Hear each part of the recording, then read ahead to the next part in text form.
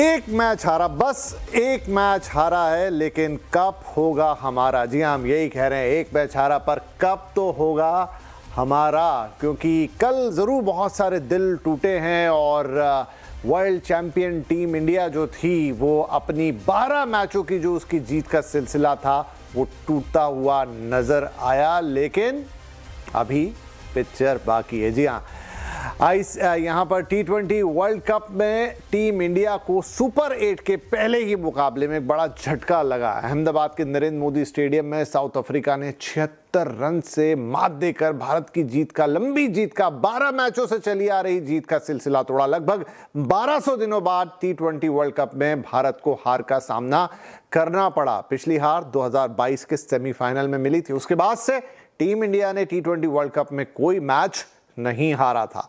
अब नजर सेमीफाइनल के गणित पर है। सुपर 8 में हर टीम 3 मैच खेलने वाली है, लेकिन टॉप 4 में से सिर्फ 2 टीमों को जगह मिलेगी सेमीफाइनल्स में। भारत पहला मैच हार चुका है। ऐसे में जिम्बाब्वे और वेस्टइंडीज के खिलाफ मुकाबले में अब करो या मरो वाला फॉर्मूला ही चलेगा। सिर्फ जीत ही नहीं बल्कि बड़ी जीत जरूरी होगी, क्योंकि नेट रन रेट भी इस वक्त गड़बड़ हो चुका है। -3.8 हो गया। 76 रन की बड़ी हार की वजह से टीम का नेट रन रेट काफी नीचे चला गया, जो आगे चलकर हमारे लिए मुश्किलें पैदा कर सकता है। अगर भारत अगला कोई एक भी मैच हार जाता है तो सेमीफाइनल की उम्मीद लगभग खत्म हो सकती है। वहीं अगर टीम एक मैच जीतती है और एक हारती है तो उसे दूसरी टीमों के नतीजों पर निर्भर रहना पड़ेगा। ऐसे में समीकरण काफी जटिल हो सकता है। इनफैक्ट दोनों मैच जीतने के बाद भी कुछ कुछ चीजें दूसरों पर डिपेंड करेगी। तो साउथ अफ्रीका के खिलाफ मैच में भारत की गेंदबाजी और बल्लेबाजी दोनों ही थोड़ी ना कमजोर साबित हुई। वो मजा नहीं आया। जैसा जिस फॉर्म में टीम इंडिया थी वो जैसे मानो गायब हो गया। साउथ अफ्रीका के शुरू में जरूर 3 विकेट गिरे थे, लेकिन बावजूद उसके उन्होंने 187 रन का एक बड़ा स्कोर बोर्ड पे लगा दिया। भारतीय गेंदबाज रन रोकने में सफल नहीं रह पाए। जवाब में बल्लेबाजी क्रम तो बिल्कुल ही बिखरा हुआ नजर नहीं आया। कोई भी लय में नहीं दिखा। पूरी टीम 111 रनों पर सिमट गई। पूरे 20 ओवर भी नहीं खेल पाई।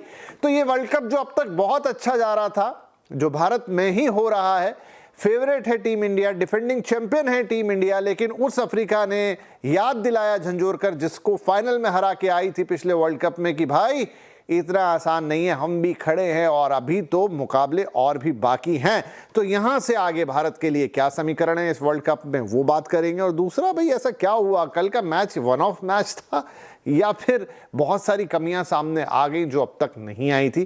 खैर, क्रिकेट की दुनिया बहुत निराली है, तो क्रिकेट के एक्सपर्ट ही ये सारे जवाब दे तो ज़्यादा बेहतर होता है, क्योंकि हम फैंस ना बहुत जज्बाती होकर सोचते हैं। तो स्वागत करते हैं सीनियर स्पोर्ट्स जर्नलिस्ट शारदा उग्रा जी का, और साथ ही जुड़ रहे हैं क्रिकेट एनालिस्ट चंद्रेश नारायण।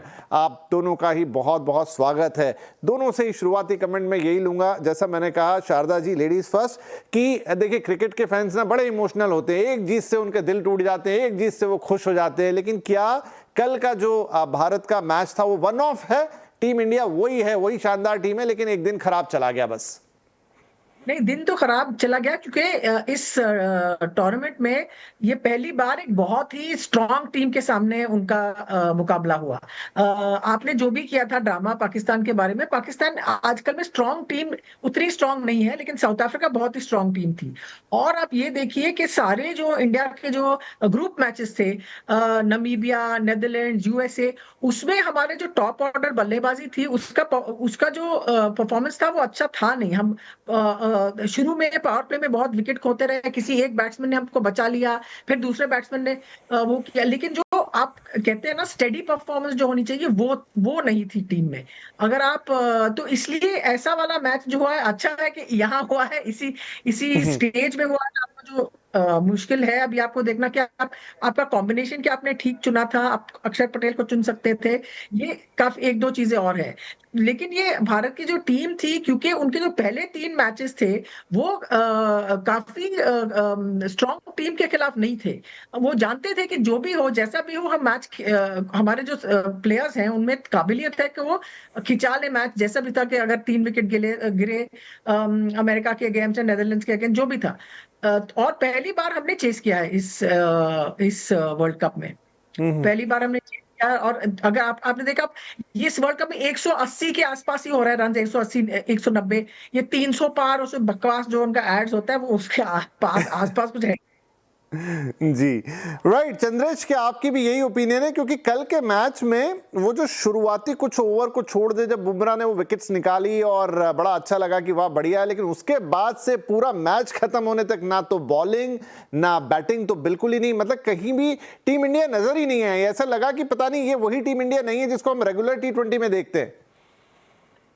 काफी हद तक ऐसा है विपिन कि मुझे लग रहा है कि अब तक हम एक बबल में थे, क्योंकि हम बायलैटरल क्रिकेट बहुत खेल रहे थे और टीमें जो है बायलैटरल क्रिकेट में हमेशा अपना second string bowling attack, second string lineup खिलाते हैं। इसी साउथ अफ्रीका टीम को पिछले 9-10 मुकाबलों में T20 में भारत ने करीबन 7-8 बार हराया। और मैं चेक कर रहा था, कभी भी वो अपना नंबर 1 बॉलिंग अटैक नहीं खिला रहे थे। और इसीलिए जो है, आप कभी कभी ना हम बायलैटरल वाइट बॉल क्रिकेट में हम फॉल्स सेंस ऑफ कॉम्प्लेसेंसी में चले जाते हैं, और वही चीज हमने देखा भारत के साथ होते हुए। मैं अभी भी मानता हूं कि ये टीम अच्छी टीम है इंडिया की, पर जो कल हुआ वो काफी टीमों को इस टूर्नामेंट में, जो बचे हुए इस टूर्नामेंट में टीम है, उनको एक संदेश गया है कि इस टीम को आप पकड़ सकते हो। ये उतनी बड़ी इनविंसिबल टीम नहीं है जैसे बाकी टीमें हैं, जैसे वेस्ट इंडीज की टीम थी T20 क्रिकेट में 2012 और 2016 में। उस तरह की इनविंसिबल टीम नहीं है, इसमें कुछ भी काफी खामियां और कमियां हैं जिसमें आप पकड़ सकते हैं इस टीम को। खास तौर पर बल्लेबाजी में आप 8 बल्लेबाज खिला रहे हो, फिर भी आप अपने आप को सक्षम महसूस नहीं कर रहे हो स्कोर चेस करने में। ये आपको बता रहा है कि आपकी टीम में, आपको टॉप ऑर्डर में खास तौर पर कोई कॉन्फिडेंस नहीं। और कल जब आपके असिस्टेंट कोच ने आके कहा कि 15 में और कोई हमारे पास बल्लेबाज नहीं है, तो मैं सोच रहा था आप तो पहले ही 8 बल्लेबाज खिला रहे हो, उससे ज्यादा आप क्या बल्लेबाजों को खिलाओगे। रायन टेंडुलकर शायद अहमदाबाद पहुंच गए थे, तो शायद सच्चाई बोलने की उनको आदत है, तो बहुत ज्यादा पर इतनी सच्चाई भी नहीं। राइट तो शारदा जी, चलिए डिपार्टमेंट्स में बांट के बात करते, पहले बैटिंग की बात कर लेते। तो वो लाइनअप जो वर्ल्ड का स्ट्रॉन्गेस्ट लाइनअप है और क्या कमाल के मतलब बल्लेबाज उसके अंदर लगे, लेकिन कल ऐसा लगा कि चाह के भी कोई नहीं खेल पा रहा था। या तो साउथ अफ्रीका ने प्लानिंग इतनी अच्छी की थी, वो एक पुरानी हार का दर्द भी था, जिस तरीके से फाइनल हारे थे वो दिख भी रहा था उनके इमोशंस में, या फिर क्या बोले, मतलब ऐसा लग रहा था कि कोई खेल ही नहीं पा रहा। चाह रहे हैं खेलना लेकिन बैटिंग हो नहीं रही, ना सूर्या से हो पा रही है, किशन भी चले गए, पता नहीं वो क्या करने गए, और मतलब सारे बैट्समैन का ऐसा समझ ही नहीं आ रहा था कि वो क्या खेलना चाह रहे हैं और क्या खेल पा रहे हैं। पहली तो जो आप कह रहे हैं कि सब खेलना चाहते थे, हाँ, जो भी खेलता है आपके अपनी टीम के लिए वो रन बनाना चाहता है, वो ये करना चाहता है मैं अपनी टीम के लिए कुछ करूं, मैं बड़ा स्कोर करूं, मैं इनिंग्स को चालू करूं। यही नहीं कहते कि नहीं नहीं हमको अच्छा नहीं करना, हम ऐसे ही खेल के जा रहे हैं। और उनका जो जैसे अभिषेक या ईशान किशन जिनका फॉर्म अच्छा था, वो चाह रहे थे कि वो अटैक करें, लेकिन साउथ अफ्रीका ने उनके आसपास उन्होंने फील्डिंग और अपने बॉलिंग लाइंस इतनी केयरफुली उन्होंने सोचा था उनके बारे में। साउथ अफ्रीका ये भी याद करके अहमदाबाद में वो शायद 3 मैच खेल चुके हैं ऑलरेडी। हमारी टीम सब जगह जाके थोड़ा कुछ भारत दर्शन कर रही है, मैचेस वगैरह अलग अलग शहरों में खेल रही है, लेकिन साउथ अफ्रीका की टीम इस अहमदाबाद स्टेडियम में ही उन्होंने अपना वर्ल्ड कप खेला है, काफी ज्यादातर मैचेस यही खेले हैं।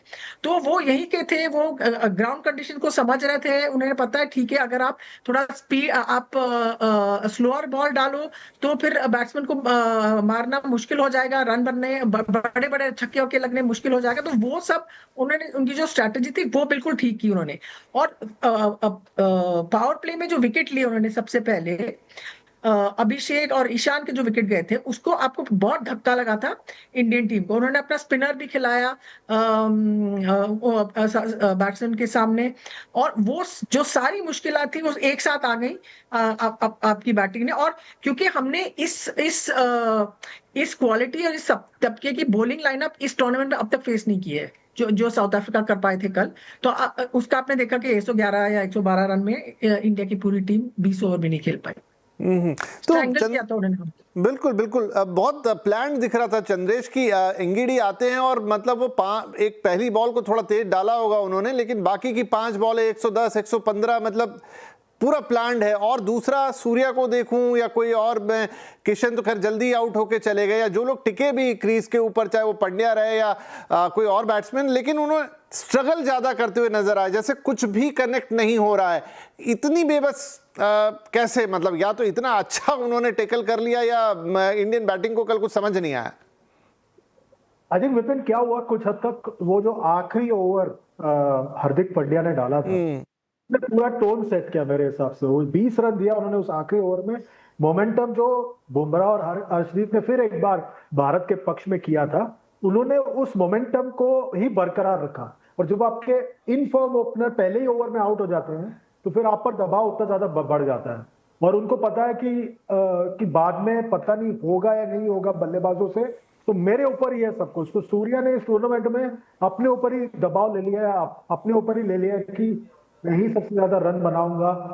तो ये हो जाता है फिर उसके वजह से एक बार वो ट्रेंड सेट हो जाता है ना, तो फिर हो जाता है। आई थिंक कहीं ना कहीं जब गेंदबाजी कर रहे थे ना, तभी भारत से बहुत बड़ी चूक हुई।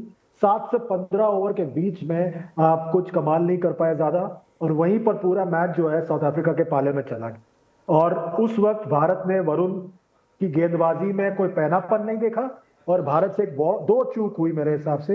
एक, अक्सर को ना खिलाना, दूसरा कुलदीप को ना खिलाना। ये दोनों गेंदबाज अगर वहां पे होते तो शायद आप पकड़ पाते साउथ अफ्रीका को उस 20 ओवर में। कहीं ना कहीं बल्लेबाजी को स्ट्रॉन्ग करने के चक्कर में आपने अपनी गेंदबाजी को कमजोर कर दिया वहां। गेंदबाजी पे भी आ जाते हैं शारदा। जो इंडिया के ट्रम्प कार्ड है वरुण, वो ऑलमोस्ट कल बुरी तरीके से फेल हो गए, अच्छी खासी पिटाई हुई। हार्दिक का जिक्र किया, वो आखिरी ओवर तो सच में कल बहुत ही, मतलब अगर शायद वो एक ओवर भी नहीं होता तो इस गेम के नतीजे दूसरे हो सकते थे। उस ओवर ने आपको बहुत ही प्रेशर में ला दिया, वो एक्स्ट्रा 20 रन 21 रन वहां पे। लेकिन पूरी जो बॉलिंग इंडिया की दिखी, वो शुरुआत में से बुमराह का छोड़ दिया जाए, शुरुआती 2-4 ओवर के बाद ऐसा लगा कि बिल्कुल दिशाहीन। एक बार अगर पिटाई शुरू हुई तो उसके बाद ना वरुण चक्रवर्ती को अपनी लाइन मिली, ना किसी और गेंदबाज को। मतलब इतना प्रेशर आपने ले लिया कि साउथ अफ्रीका उसे एफर्टलेसली मारती चली गई। तो क्या बॉलिंग भी एक्सपोज हो गई कल? एक्सपोज नहीं कि आपके सामने जो दो बल्लेबाज थे, आप उनको रोक नहीं पाए, कुछ प्रेशर नहीं बिल्ड कर सके कि वो उन्हें रन इतने फ्रीली नहीं मिले। आपने देखा कि वरुण चक्रवर्ती को टर्न ज्यादा नहीं मिल रहा था, तो ऐसे ही लग रहा था वो एक ही लाइन बॉल कर सकते हैं। और जो साउथ अफ्रीका के बैट्समैन थे, उन्होंने पूरा क्रीज का इस्तेमाल किया। उन्होंने ये देखा कि चलो हम अपनी, जैसे उनको हिटिंग आर्क से, उन्होंने कहा कि हम हिटिंग आर्क से हम कंट्रोल कर सकते हैं। उन्होंने क्रीज का इस्तेमाल करके अपने लिए वो एंगल्स क्रिएट किए। और जब प्रेशर बिल्ड होता है तब बॉलर ज्यादा पैनिक में आता है कि अब मैं क्या करूं, कि मुझे तो डॉट बॉल बॉल करनी चाहिए। तो विकेट लेने का और डॉट बॉल बॉल करने का जो उसके बीच में वो फंस जाते हैं। और वही हुआ था हमारे बॉलर्स के साथ। और आप अगर देखेंगे कि बुमराह के अलावा कोई नहीं कर पाया था। मैं चंद्रेश से सहमत हूं कि आपने अपने 2 विकेट टेकिंग स्पिनर्स और विकेट, आप अक्षर को ऑलराउंडर की तरफ से भी, ऑलराउंडर के उससे भी खेल सकते थे, ऑलराउंडर के रोल में। लेकिन आपने वो नहीं किया। आपने जो वाशिंगटन सुंदर का जो हम टेस्ट क्रिकेट में भी करते आ रहे कि 7 बैट्समैन 8 बैट्समैन जितना हम कहते हैं, वही आप इस तरह की आप वही सिलेक्शन जो आपकी स्ट्रैटेजी थी, आप वही इस्तेमाल करते रहते हैं। और साउथ अफ्रीका के बैट्समैन, साउथ अफ्रीका ने टॉस जीता, जो बहुत ही इंपॉर्टेंट था। उन्होंने कहा चलो हम अपना यहाँ एस्टैब्लिश कर लें। टॉस काफी इंपॉर्टेंट रहा। और फिर आप देखेंगे कि जब वो जो लास्ट ओवर 2 शॉर्ट बॉल डाली है लास्ट में, बिल्कुल और उन दोनों शॉर्ट बॉल में छक्के पड़े। तो ये एक्सपीरियंस प्लेयर्स हैं। आप ये सोचिए कि ये एक्सपीरियंस प्लेयर्स हैं, ये इंटरनेशनल लेवल के प्लेयर्स हैं, बट प्रेशर आप पे ये चीजें कर देता है।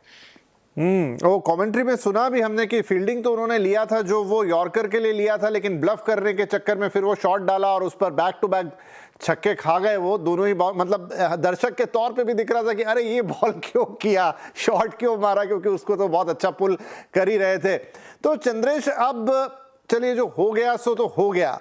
यहां से अभी 2 बड़े मैचेस बाकी हैं, अलग अलग समीकरण में सब जगह सुन रहा हूं। मुझे बताइए क्या गणित है यहां से? एक तो अच्छा, कल के चक्कर में जिस तरह से हार हुई है, रन रेट आपका -3.8 हो गया है, वो बड़ी दिक्कत हो गई है। अब बाकी के दोनों मैच आपने जीतने ही जीतने हैं, और क्या बड़े मार्जिन से जीतना जरूरी है, और उसके अलावा भी कुछ इक्वेशंस प्ले करेंगी, या दोनों जीतना काफी होगा? देखिए, मैं भी अपने मोबाइल पे कैलकुलेट ही कर रहा हूँ इस वक्त, क्योंकि मुझे भी समझ में नहीं आ रहा आज क्या करना है अभी आगे जाके। ये कुछ हद तक आपके 2012 के T20 वर्ल्ड कप जैसा हाल हो गया है, जब आपको जीतना था क्योंकि आप पहला मुकाबला हार गए थे ऐसे ही सुपर 8 स्टेज में। और यहां से मुझे लग रहा है मुश्किलें बढ़ गई है भारत के लिए, क्योंकि जो हार का जो अंतर है 76 रन का, ये आपके लिए बहुत बड़ा एक झटका है। क्योंकि मैं सोच रहा था कि जब 14वें ओवर के बाद मुख्य कोच गौतम गंभीर जब मैदान पर आए, वो अपनी टीम को कहेंगे भाई 20वें ओवर तक खेलिए, तो अपने स्कोर को 188 तक जितना करीब ले जा सको उतना करीब लेके जाओ। और वो उन्होंने किया नहीं, और सब मतलब ढेर हो गए। एक ओवर में 3 विकेट गया उस ड्रिंक्स ब्रेक के बाद। ये मुझे क्रिकेटिंग जजमेंट वहां पे समझ में नहीं आई टीम की। अब ये ऐसा हो गया है कि आप अब बाकी टीमों पर निर्भर है। आज अगर सपोज वेस्ट इंडीज जो है वो जीत गया, और वो वेस्ट इंडीज साउथ अफ्रीका का मैच फिर एक क्रूशियल मैच हो जाता है भारत के लिए। अभी आपको चाहिए कि साउथ अफ्रीका अपना तीनों मुकाबले जीते और सेमीफाइनल में प्रवेश करे, ताकि दूसरे जगह के लिए फिर आपकी भिड़ंत हो जिम्बाब्वे और वेस्ट इंडीज के साथ। ये मेरे ख्याल से बहुत ज्यादा कठिन है, क्योंकि प्रेशर सिचुएशन में आपसे हमेशा आप एक बात याद रखें, भारत का आखिरी मुकाबला वेस्ट इंडीज के खिलाफ ईडन गार्डन्स में, और वो इस ग्रुप स्टेज का सुपर 8 का आखिरी मुकाबला। तो आपको पता होगा आपको क्या करना है, पर ऐसे काफी बार दबाव भी आप पर बढ़ जाता है, क्योंकि आप पे मतलब एक्सपेक्टेशन इतना ज्यादा है। वही चीज साउथ अफ्रीका के हेड कोच शुक्री कोर्नाड ने भी मैच से पहले कहा था कि मैं देखना चाहता हूं कि ये भारतीय टीम प्रेशर कैसा हैंडल करते हैं, हम शायद उनको उसमें पकड़ सकते हो। वही किया उन्होंने पकड़ा भारत दबाव के चलते। बिल्कुल टॉप बीच में नहीं चल रहा, बल्लेबाजी का दिक्कत है, और आप उस चक्कर में अपनी टीम सिलेक्शन के साथ छेड़खानी कर रहे हैं। राइट कल तो लगा कि टीम इंडिया प्रेशर में आई, चाहे बॉलिंग हो चाहे बैटिंग हो। एक छोटा ब्रेक लेते हैं यहाँ पर, ब्रेक के बाद फिर जो दोनों बड़े मैचेस बाकी हैं वहाँ पर वेस्ट इंडीज़ के साथ और जिम्बाब्वे के साथ, उन पर समीकरण समझेंगे कि कौन सी टीम कैसी है। वो टीमें भी बहुत शानदार प्रदर्शन करते हुए आई और T20 में कोई भरोसा नहीं कौन किसको कब हरा दे, तो हल्के में कोई किसी को नहीं लेगा। एक छोटा ब्रेक, ब्रेक के बाद आगे की बात।